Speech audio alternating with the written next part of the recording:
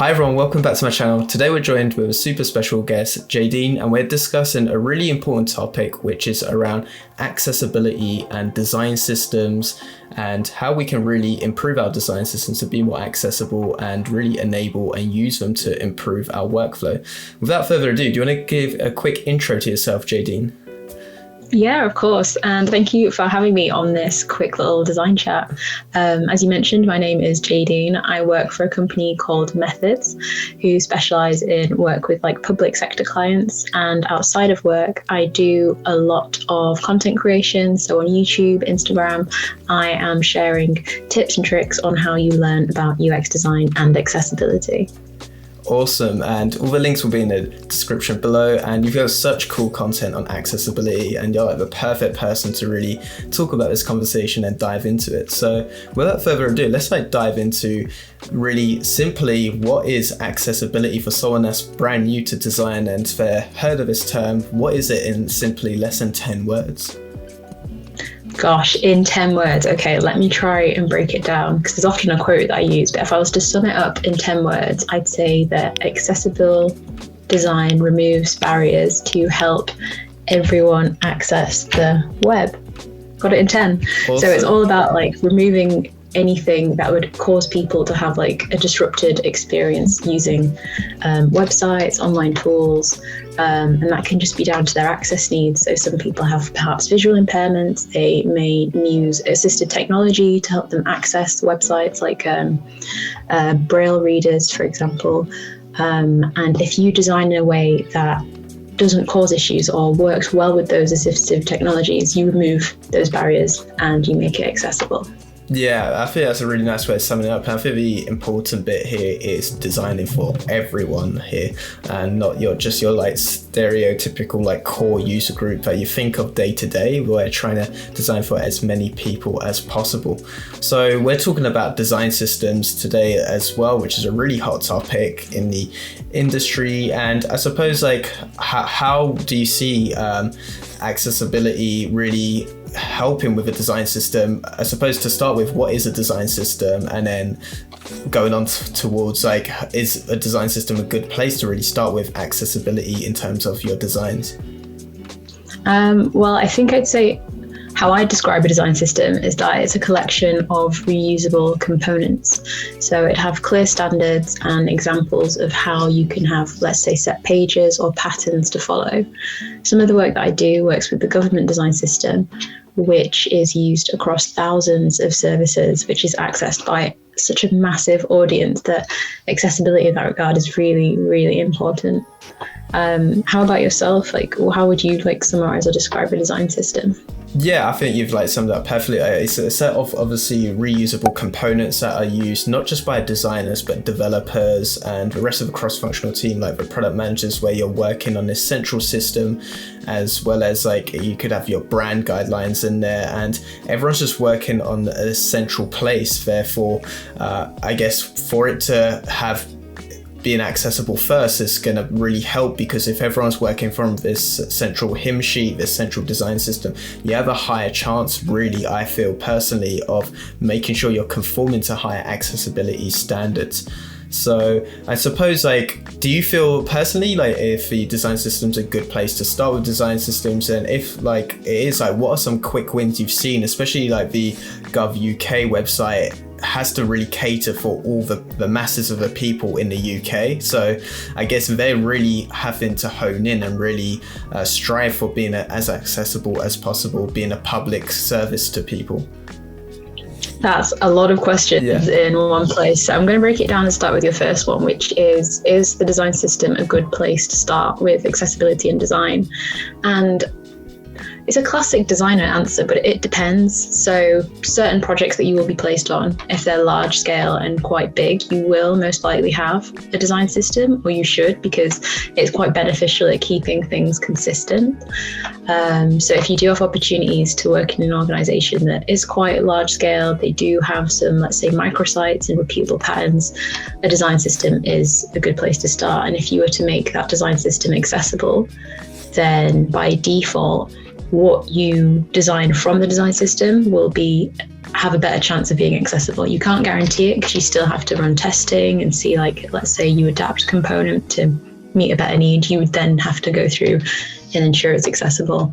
But not everyone gets the opportunity to work with the design system. So when I started out in design, we worked on small individual websites and services, and they had brand guidelines, but they didn't necessarily have a design system per se. Like if it was a landing page, they wouldn't necessarily want to then make a whole design system for it. I mean, what do you think about that? Yeah, I think I guess ideally that we would be working with a design system today, but like you said, there's some organizations that really don't. So I think it's really important to realize that a design system could be a really good place to start with. But then I guess how do you go about if they're not really using a design system? What are like other things really we can look at to really push design and accessibility in an organization? Do you have like any thoughts on that if they're not really using a design system today? So just to make sure I understood the question, so if someone's not using a design system, how can they ensure that their designs are accessible? I think they'd need to conduct some accessibility testing. So they'd need to have a system, like either they can do it internally. So if they have people on their team who are skilled in accessibility, they know the standards, they know the guidance that's out there, that's written by WCAG. So that's the Web Content Accessibility Guidelines. If they have a good grasp of those and they understand how to conduct the tests, then by all means they can go ahead and start testing their websites to ensure that they are accessible.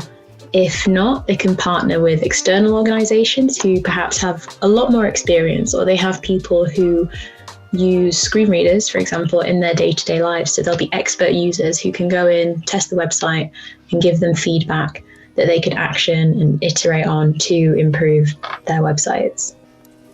Yeah, I think if you have a luxury of using external companies, that's always going to be an ideal scenario, but I suppose that's always going to be a luxury as well. I guess like honing back into the topic of design systems and accessibility, what are some quick wins if you are a designer where you're working on your design system day to day and you've noticed actually the components I'm using, I'm actually not sure if they're actually conforming to accessibility guidelines. Like, how do you go about this? What are some like quick wins or like easy things to like, make sure like to check really as a designer?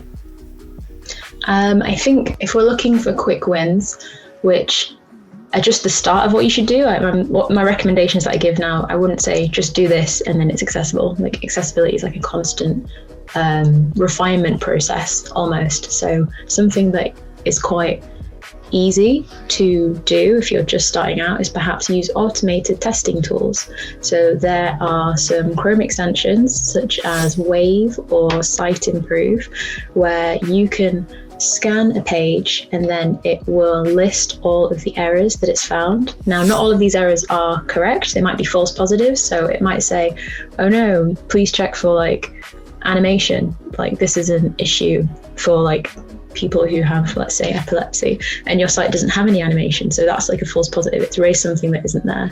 You have to be careful in that aspect, but it will list the issue. It will give you recommendations of how to fix it. And it'll also reference the criteria from the WCAG guidelines that say why this is an issue and how you can further resolve it. So I think using automated testing tools is quite a nice way to quickly get started. And it also helps you understand these issues better because it's always referring back to the guidelines, back to the success criteria. And you start to learn that way of what issues you can quickly identify. So we came across one recently in work, which was reflow. And it's where you zoom into 400%, which not everyone is going to do in a typical day to day, but that's for people who access websites better when the text is large. But when they do that, they need the website to be responsive and flow down into one screen and not get cut off. So we read the guidance, it explained it a bit better to us, and we now know how to implement and resolve those issues in future. Yeah, I think that's a really nice little example there, talking about just edge case that you might not think of like day to day of like zooming into a page 400%, but at the end of the day, that's actually going to help a lot of people out. I think one thing when working, I guess like day to day at like Meta, like one thing we talk about when it comes to accessibility is, look, if billions of people are using your products, like if you're only talking about less than 1% of users that, for example, might be zooming into 400%, 1% on a billion of people is still a significant amount of people, and it's a lot of people, right? And the same like you can say for like the .gov.uk website is serving, like there's nearly 70 million people in the UK, like they're meant to be serving as many people as possible, and if 1% on that amount of users is still a lot of people, right? And I think how do you like go about like making sure to like change that mindset shift of like, oh wait, 400%, how many people are actually going to really be doing that day to day? Really, you don't want to be discriminating against those people. I think it's definitely a mindset shift. So within government, there's been legislation that's changed. So public sector organisations have to adhere to accessibility guidelines by law. So that's another incentive that really lets people make it a priority and take it seriously. And also, I'm quite lucky that I work with a brilliant set of user researchers. So they are speaking directly to people who might have access needs. So we'll hear firsthand like what issues they're facing when they're interacting with a product. So then it becomes your duty to like resolve that for the group of people and not just say, oh, it's only a small amount of people, it won't matter. Because the work that you do makes a difference. And that's why I like working in government. The design work that you do, you're part of helping people, let's say, access council tax, access benefits, like improve their education systems. Like it's all good work that we're doing, and you want to make sure that everyone can benefit from it. Yeah, 100%. And even like it's so important. So making sure that accessing those like forms and like those government pages is as accessible to people due to like how important some of those processes are going to be for those people, and making that harder and denying people access is really just not doing people justice. And the fact that it's a legal requirement in the UK is just a really great step there. I guess like diving back into design systems in particular, like people stereotypically look at simple wins such as like color contrast or the right typography. What are other things, I suppose, when it comes to like accessibility and design system that we think we should be making sure is actually being conformed to? There's like obviously like color contrast plugins you can use, but I feel like colors and typography are stereotypically the basic stuff. But is there anything else we should be looking at? I'm a bit the opposite of that. So I'm quite a fan of hierarchy and like layout and navigation. So I was speaking to some content designers on our team who wanted to also get started with accessibility testing. And when I am trying to do like a quick audit of a page or a website, I always like to tab through and test the keyboard navigation. Is when you're tabbing through, is it going through in a logical order? Because when you tab through a website, you can do it right now, anyone who's like watching the video. When you open it up, you just press the tab key and you should see like a focus state highlight around, like, let's say the top of the page. And what you want that to do is work its way, like if you were scanning the website, you'd read the navigation, you'd go to the header, you'd go like work your way down the page. If it's doing something like that, that's quite logical, that's good. It's a sign that like the keyboard navigation's in place and like the screen reader technology would read it out for a visually impaired user the same way you'd look at the site. And if it's like darting all over the place, then that's where you can investigate it further and see if there's an issue behind it. I also, this is a bit of like a deep dive. So if you have time to look at the code, or you use an automated testing tool and it flags up like you've got some H1 errors, like you're not using the right heading tags on the website, is also a good one to look at. So there are things beyond color contrast and typography. Although they're good things, they're often the first and only things that designers think about, and like there's so much more. Like, what else comes to mind for you when you think of things you can test or accessibility? Yeah, I think like you touched the nail on the head perfectly there. Like stereotypically, like as a designer, like I've always started with color and typography, but I love this example of like tabbing a page, making sure it's accessible for like when you're using like your keyboard. Like that's not something I do. I'm like guilty of this like day to day in my workflow, and something I really want to improve on. And I feel like there's like a good like plugins, like for example, Google Lighthouse tool was something I used on my personal website, and I'd just run it. It's free. It's a free plugin, and it'll just like flag loads of like interesting things in terms of like making sure all your images have like really simple, good alt text on, or making sure, like you said, you have a right heading orders, like, or there's other things, I suppose, like making sure, for example, the speed of and the responsiveness of your website just doesn't break in different like levels of the zooming in and out. I feel like it might seem really basic, but at the same time it's super important, like making sure the website doesn't break on different responsive breakpoints and like different zooming in and out points. I highly recommend people to check out the Google Lighthouse tool as well.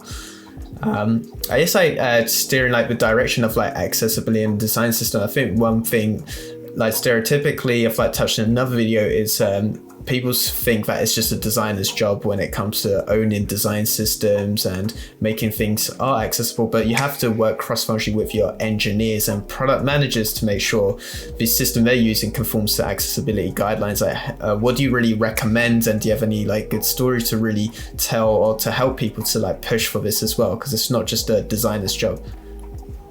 Absolutely. I think in another life, I think I'd probably be a user researcher, because everything always doubles back to the research. And I think as designers, what we can be pushing for is more inclusive accessibility testing or user testing. Get a group of users that have diverse access needs, and they're not just like the ideal user, because then you can start to get more varied feedback and more in-depth insights. And I think it's an education piece, letting people know that accessibility is everyone's responsibility and it doesn't just fall to one sole individual. So on some of the product teams I've been based on, we've got researchers, designers, content designers, developers, and like QA, so the quality assurance team that do all the testing. And I think between all of us, we've got some sort of touch point on accessibility, and there's always someone in the team being like, have we tested this? Is this accessible? Like, accessibility issues often come up when we deviate from the design system. So our design system's already been through a lot of user testing, research, to ensure that these components that you can grab and go with are already accessible. But when you change it, as sometimes you need to adapt to users' needs, that can bring about issues that we've not yet thought of. So I think we should definitely be pushing for more inclusive testing, and you can never have enough research, so more research as well. Yeah, I think that's really important when it comes to researchers, having that diverse set of participants and trying to maybe like push for that. If your team is actually doing some research, like have they actually thought about having a more diverse participant set and like putting your designs through that? But I guess like there's going to be some companies that are way better at more established, for example, with like research and like accessibility standards, as well as some product managers and like product owners and engineers might be more educated on certain needs compared to others. Like, how do you deal with aspects of where you have really challenging stakeholders that just aren't really seeing the value of this, or just really want to like ship as fast as possible and just want to build really what they want, if that makes sense?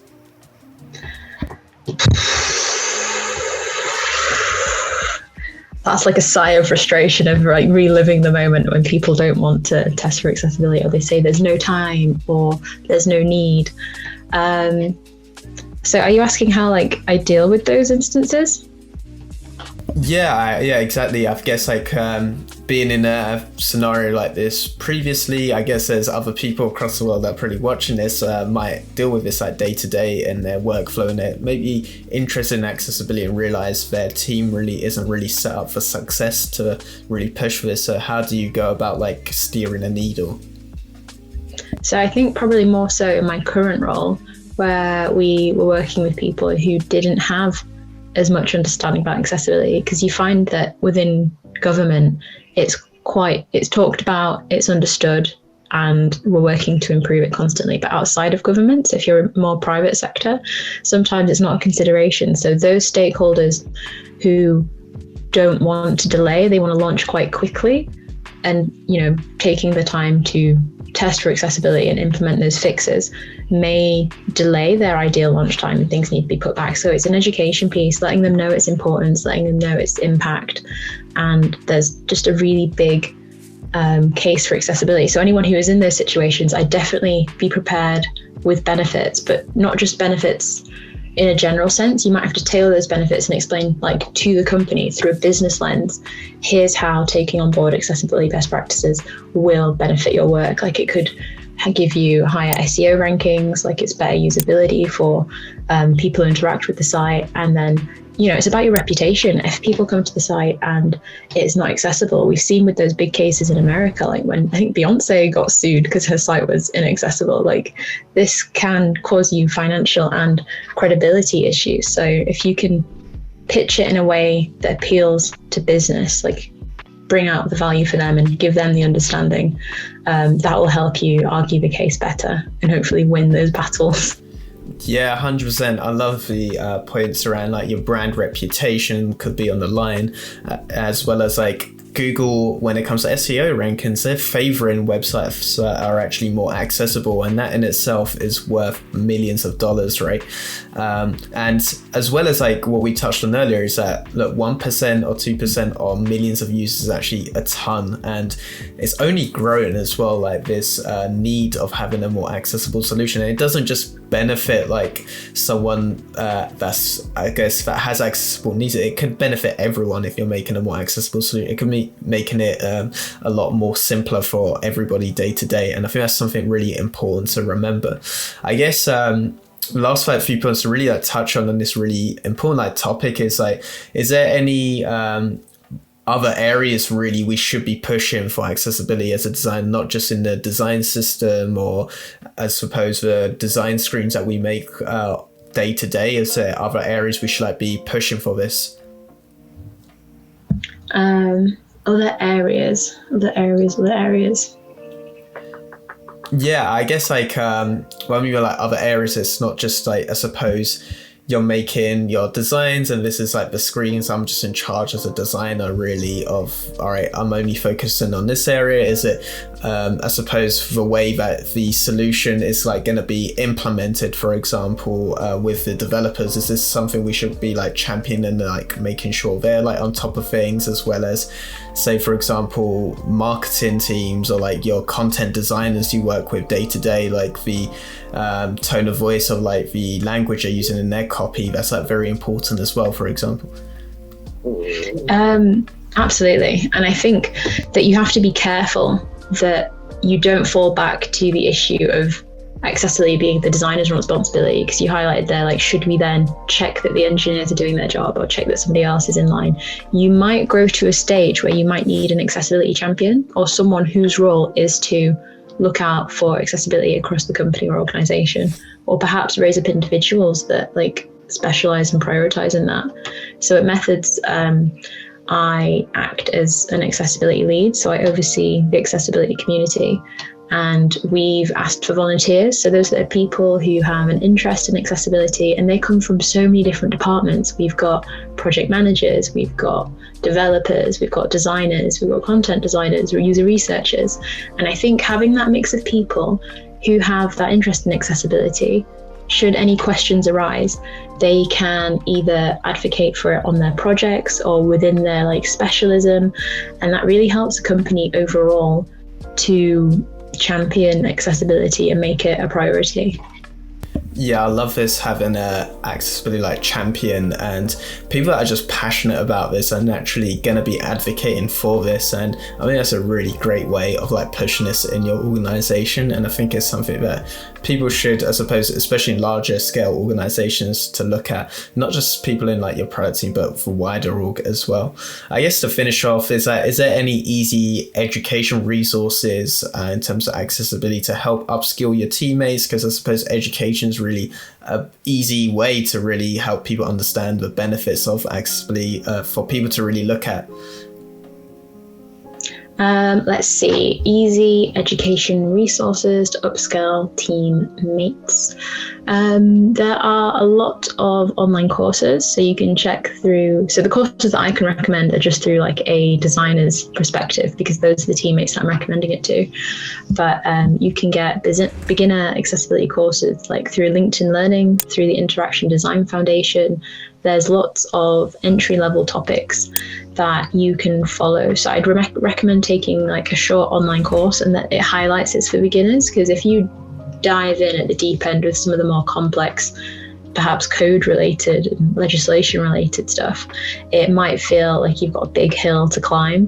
But if you start with just getting to know the basics, doing some online courses, doing some reading, then that's a good stepping stone. And sometimes they have like beginners checklists of things to look for. So like find those checklists or go onto WebAIM, which is in association with WCAG, so that's like the W3C site, and they're kind of like a good center point to go to for resources and further reading around educating yourself on accessibility. I mean, do you have any resources that you share amongst your team? Yeah, I think I take a lot of inspiration from different places, really. I suppose the GovUK design system, I feel, is like a really good place because it's all public, as well as it's like a lot of it's open source as well, as well as like the NHS like design system. They've got really good examples of like how to input fields like text boxes and like different contrast levels where you should be like conforming to.